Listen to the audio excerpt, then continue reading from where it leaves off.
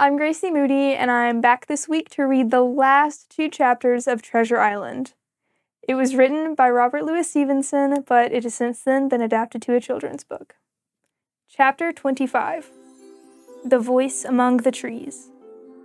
The men were tired and rattled, and they sat down at the first opportunity. They all started talking about how much they hated Flint. Suddenly, we heard a voice cry out. 15 men on a dead man's chest. Yo-ho-ho and a bottle of rum. The men cried out in terror. It's Flint! He's back from the dead! Then the voice called out, Fetch my sword! Those were his last words, said one of the pirates. They were sure it was a ghost, but Silver stood firm. That voice had an echo. Ghosts don't have echoes. That's someone of flesh and blood. Aye, said one of the men. That didn't even sound like Flint. That sounded like Ben Gunn. None of them seemed afraid of Ben Gunn, even as a ghost. Soon they were back on track, focusing on the climb ahead. Silver pulled me along by the rope which they had tied my hands, a deadly look on his face.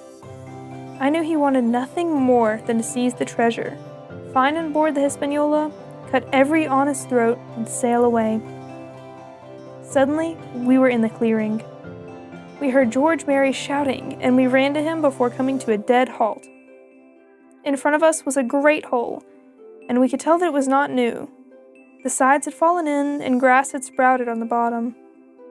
The treasure had already been found. The gold was gone. The men flew into a rage, but Silver kept his head and changed his plan before the others even had time to realize it. Jim, he whispered, passing me a double-barreled pistol.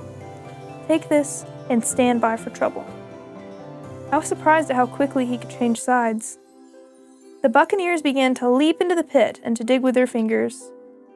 One found a piece of gold. It was a 2-guinea piece, and it went from hand to hand among them.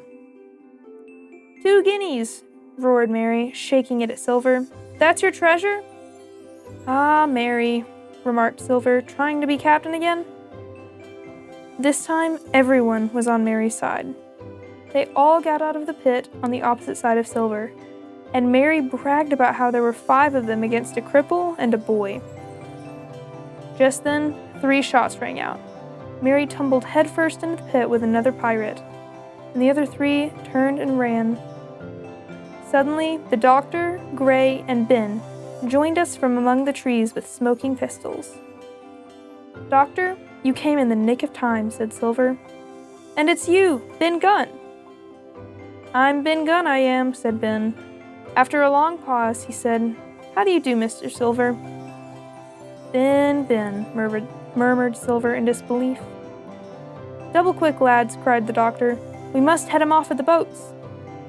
Soon enough, we discovered that the 3 survivors had gone in the wrong direction. So we had some time. That's when the doctor told us, in a few words, what had happened. As it turns out, Ben Gunn, the crazed island man, was the hero from beginning to end.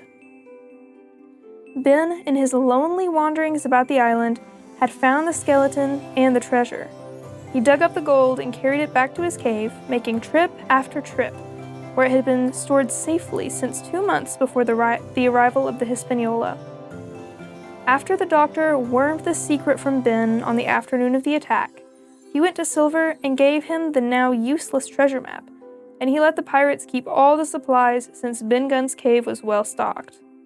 Ben had run ahead of us on the treasure hunt, scattering the pirates by pretending to be Flint's ghost.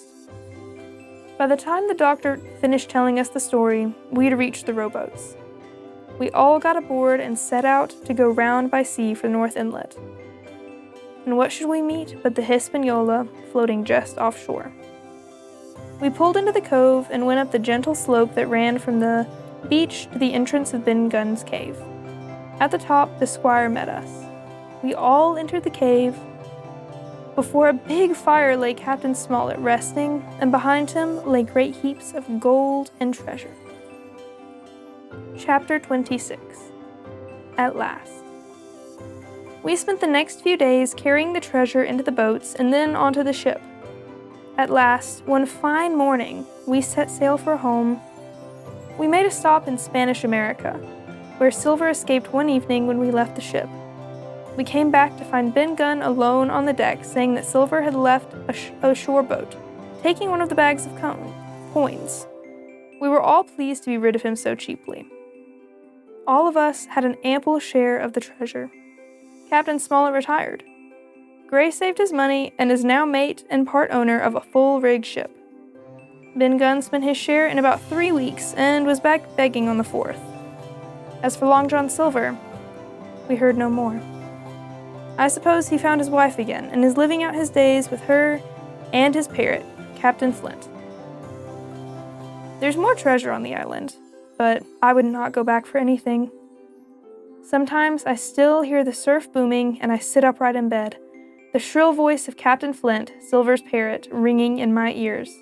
Pieces of 8! Pieces of 8! The end.